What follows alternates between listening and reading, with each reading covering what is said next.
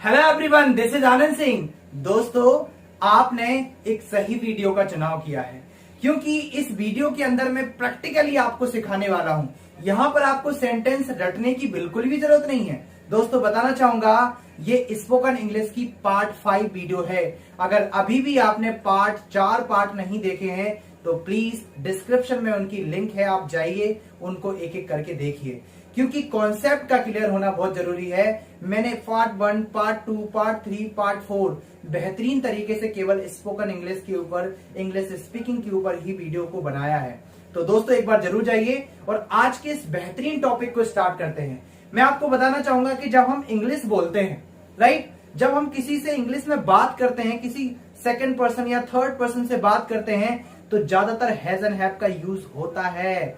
और मैं आपको बताने वाला हूं प्रैक्टिकली, ऐसा तरीका कोई नहीं बताता है। आपको सेंटेंसेस रटने की बिल्कुल भी जरूरत नहीं है, केवल समझना है। अगर आप एक बार समझ जाते हैं तो आप हजारों लाखों सेंटेंसेस चुटकियों में बना सकते हैं। तो दोस्तों, चलिए ज्यादा टाइम ना लेते हुए स्टार्ट करते हैं आज के बेहतरीन टॉपिक को। मैं बताना चाहूंगा दोस्तों, आज मैं बताने वाला हूं हैज एंड हैव के बारे में। आप जानते हैं कि हैज एंड हैव, आप तो इंग्लिश नहीं जानते, आप तो हिंदी जानते हैं। तो हैज एंड हैव को अगेन हम यहाँ पर गोली मारते हैं, राइट। हम केवल याद रखते हैं हिंदी को क्योंकि हमें हिंदी बोलना आता है और हिंदी से हम इंग्लिश बोलना सीखेंगे। मैं आपको बिल्कुल आसान तरीके से समझाऊंगा, आप वीडियो के लास्ट तक बने रहिए और देखते रहिए।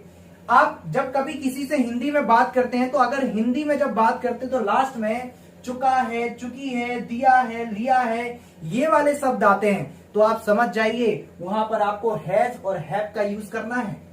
मैं आपको बताना चाहूंगा कि जब हम हिंदी में बात करते हैं तो अक्सर ये वर्ड आते ही आते हैं, जैसे मैंने खा लिया है, पापा खा चुके हैं, मम्मी खाना बना चुकी हैं, यानी कि इन शब्दों का उच्चारण होता ही होता है। तो माय डियर फ्रेंड्स, हम हैज एंड हैव का यूज करते ही करते हैं।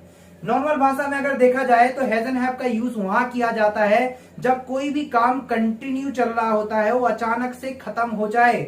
जैसे मैं आपको अभी पढ़ा रहा हूं, जैसे आप मुझे देख रहे हो, तो ये देखने वाला काम यानी कि ये वीडियो कभी तो खत्म होगी, तो यानी कि जब ये देखने वाला काम खत्म हो जाएगा तो हम उनको हैज एंड हैव में यूज करते हैं। जैसे मैं पढ़ा रहा हूं, तो थोड़ी देर बाद जब मैं पढ़ा चुका हूंगा तो मैं क्या बोलूंगा, मैं पढ़ा चुका हूं। इट्स मीन जब कोई काम चल रहा होता है, वो खत्म हो जाता है, तो उसे हम हैज एंड हैव में इस्तेमाल करते हैं। तो दोस्तों, कुछ नहीं करना है, केवल छोटा सा रूल, मैंने आपको बोला ना कि केवल छोटा सा रूल आपको याद रखना है, इसके अलावा कुछ भी याद रखने की जरूरत नहीं है। आप बोलते बोलते सीख जाएंगे। रूल में क्या है कि जब कभी सब्जेक्ट के अंदर, मैंने आपको पार्ट 2 में सब्जेक्ट के बारे में बेहतरीन तरीके से समझाया है। जरा यहाँ पर देखिए, ही, सी, इट और एक नाम आए, जैसे राकेश, सुरेश, राइट, अगर ये आए तो आपको हैज का यूज करना है। इस हैज एंड हैव में से किसका यूज करना है, हैज का यूज करना है, राइट। आई, वी, यू, दे और एक से ज्यादा नाम आए, जैसे सीता और गीता, 2 नाम आ गए, तो यहां पर आपको हैव का यूज करना है। और दूसरा बताना चाहूंगा, जो क्रिया होगी, जो एक्शन होगी, एक्शन मैंने आपको बहुत अच्छी डेफिनेशन बता रखी है पार्ट 4 में भी और पार्ट 3 में भी। आप जरा देखिए, एक्शन की थर्ड फॉर्म का यूज करते हैं, जैसे प्ले हो गया फर्स्ट फॉर्म और थर्ड फॉर्म क्या हो गया, प्लेड। इस फॉर्म का हम यहां पर यूज करते हैं। मैं बताना चाहूंगा, गो में हो गया फर्स्ट फॉर्म और गो की थर्ड फॉर्म क्या होती है, गॉन। हम इस फॉर्म का यूज करते हैं। तो चलिए दोस्तों, हम चलते हैं सबसे इंपॉर्टेंट पॉइंट, जो कि आज का कॉन्सेप्ट है हैज एंड हैव। तो हैज एंड हैव का स्ट्रक्चर अगर मैं आपको बताऊं, क्योंकि हमें स्ट्रक्चर से समझना है। मैंने आपको बताया था कि अगर हम बॉडी के बारे में समझने जाएं, पूरी बॉडी की स्टडी एक बार में करें तो नहीं कर पाएंगे। English is just like a body, right. तो आपको एक एक पार्ट को स्टडी करना बहुत जरूरी है, एक एक ऑर्गन का स्टडी करना बहुत जरूरी है। इसी तरीके से इंग्लिश के भी पार्ट है, इसका भी स्टडी करना बहुत जरूरी है, स्ट्रक्चर्स है बना रखे हैं। तो अगर मैं बात करूं पहला हैज एंड हैव का, जब हम किसी फर्स्ट पर्सन और सेकंड पर्सन के बीच में बात करते हैं, राइट। फर्स्ट पर्सन कौन होता है, आप जानते हैं, फर्स्ट पर्सन होता है जो बोलता है, जैसे कि मैं बोल रहा हूं तो फर्स्ट पर्सन, आप लोग सुन रहे हैं तो आप लोग सेकंड पर्सन हुए, और जिसके बारे में यानी कि हम इंग्लिश के बारे में बात कर रहे हैं, this is the third person. तो चलिए, जब हम फर्स्ट पर्सन में बात करते हैं तो हम 3 स्ट्रक्चर का यूज करते हैं, 1, 2, 3। लास्ट मैंने इजेमार बेहतरीन तरीके से समझाया, आप पार्ट 4 वीडियो देखिए। मैं समझाना चाहूंगा, है यहां पर लिखा है have you action third, action third क्या है? वर्ब। वर्ब आपने पढ़ा होगा, वर्ब को ही मैंने एक्शन लिखा है क्योंकि वर्ब से कुछ समझ में नहीं आता, लेकिन एक्शन से समझ में आता है। अब यहां पर देखिए एक्शन थर्ड, यानी कि एक्शन की थर्ड फॉर्म, इसकी हिंदी क्या हुई? क्या आप यह काम कर चुके हो? अब यहां पर देखो, यहां चुके हो आ रहा है, इससे हमें समझ में आ रहा है कि ये हैज और हैव का स्ट्रक्चर है। Are you getting my point? Right, यानी कि हैज और हैव का स्ट्रक्चर है। अब ये है काम क्या है? यानी कि एक्शन के जगह पर जो आप काम कर रहे हो उसे रख दो।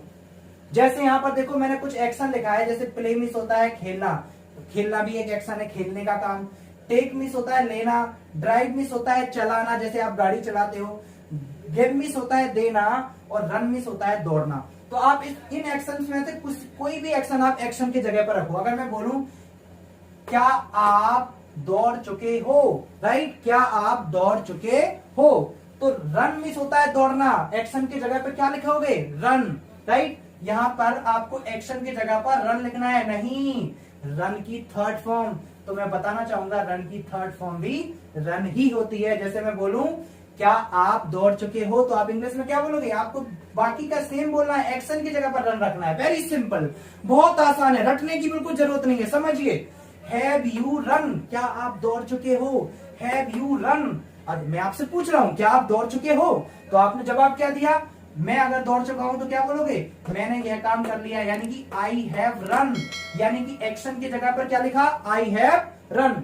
अगर नहीं दौड़े हो तो क्या बोलोगे? I have not run, I have not run. Very simple. अगर मैं आपसे बोलूं क्या तुम खेल चुके हो, या क्या तुमने खेल लिया है, लिया है दिया है भी आता है, यानी कि क्या खेलने का काम खत्म हो गया, तो कैसे बोलोगे? हैव यू प्ले, प्ले की थर्ड फॉर्म क्या होती है? प्लेड, तो हो जाएगा have you played, have you played. मैंने खेल लिया है, आई हैव प्लेड, मैंने नहीं खेला है, I have not played. Very simple, चुटकियों में बनाइए, समझिए। मैं बोलूं क्या आपने चाय बना ली है, चाय बनाने को क्या बोलते हैं? Prepare T. तो प्रिपेयर की थर्ड फॉर्म क्या होती है? प्रिपेयर्ड। तो have you prepared T, right. मैंने बना ली है चाय, आई हैव प्रिपेयर्ड टी। मैंने नहीं बनाई है, I have not prepared T. Very simple, आपको केवल एक्शन के जगह पर बाकी सेम बोलना है, कुछ भी चेंज नहीं करना है। अगर मैं आपसे बोलूं क्या आपने खाना खा लिया है, तो माय डियर फ्रेंड्स बताना चाहूंगा कि आप भी क्या है, लेना, खाना, हर जगह पर ज्यादातर टेक का यूज करते हैं, तो टेक की थर्ड फॉर्म होती है टेकन। तो मैं आपसे बोलूं क्या आपने खाना खा लिया है? Have you taken food? मैंने खा लिया है, आई हैव टेकन फूड। मैंने नहीं खाया है, I have not taken food. Action की जगह पर रख दो, वेरी सिंपल, राइट। अब बात करते हैं, ये तो फर्स्ट पर्सन और सेकंड पर्सन के बीच में बात हो गई, लेकिन जब हम थर्ड पर्सन की बात करें, यानी कि पापा मम्मी, यानी कि किसी तीसरे बंदे के बारे में बात करें, यानी मेरे अलावा मेरे और आपके अलावा किसी तीसरे बंदे के बारे में जब बात करते हो तो थर्ड पर्सन में आता है। जैसे कि राइट, अगर मैं आपसे बोलूं हैज ही एक्शन थर्ड, अब इस स्ट्रक्चर पे आते हैं तीनों पे। ही के जगह पर दोस्तों, ही के जगह पर हम कोई नाम भी रख सकते हैं, राइट। जैसे अगर मैं बोलूं एक नाम केवल, क्या वह यह काम कर चुका है, क्या वह यह काम कर चुका है। अगर मैं वह की जगह राकेश लिखूं, क्या राकेश खेल चुका है, तो आप देखिए खेलने को क्या बोलते हैं? प्ले। प्ले की थर्ड फॉर्म होती है प्लेड, तो क्या आएगा? Has Rakesh played, has Rakesh played.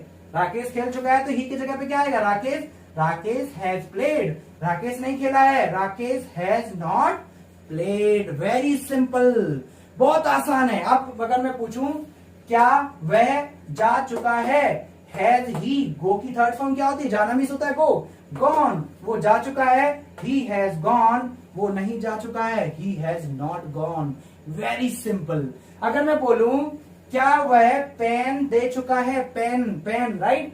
Has he given pen, वो पेन दे चुका है, ही हैज गिवन पेन। वो पेन नहीं दे चुका है, he has not given pen. Very simple, बहुत ही आसान। अगर मैं बोलूं क्या पापा जा चुके हैं, has father gone, has father gone.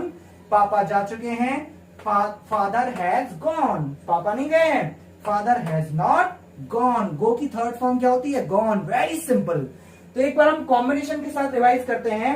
अब मैं बोलूंगा हिंदी में, आप केवल इंग्लिश में उसे ट्रांसलेट करेंगे, right. Very simple. If I से क्या तुम खेल चुके हो, तो क्या बोलोगे?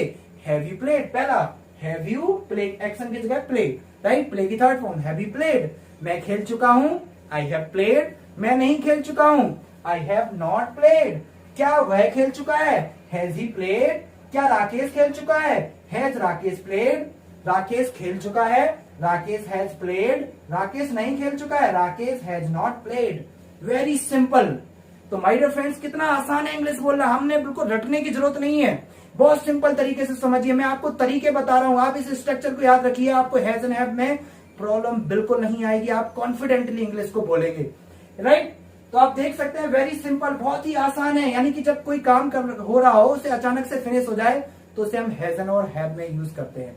तो मेरे ख्याल से आप कॉन्सेप्ट को बिल्कुल अच्छे तरीके से समझ रहे हैं, तो इसको प्रैक्टिस करना बहुत जरूरी है।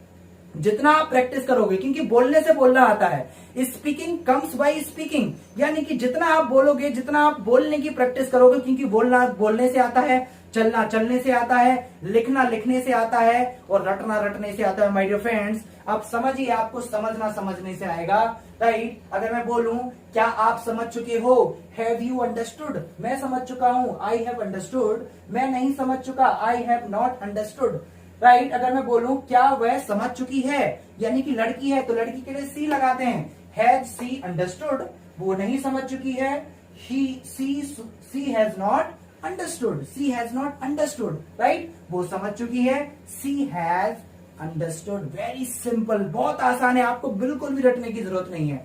So students, as I am getting that you all are understanding me, you all are getting very easily, right. So आप समझिए, बहुत ही आसान है।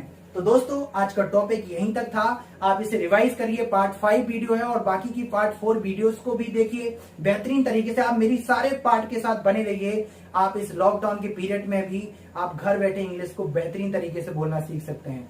दोस्तों, अगर आप मेरी वीडियो को अच्छी लग रही है तो आप लाइक, शेयर और सब्सक्राइब करना ना भूलें, ताकि आपके पास वीडियो टाइम पर पहुंच सके। तो चलिए, keep learning. Thank you very much everyone.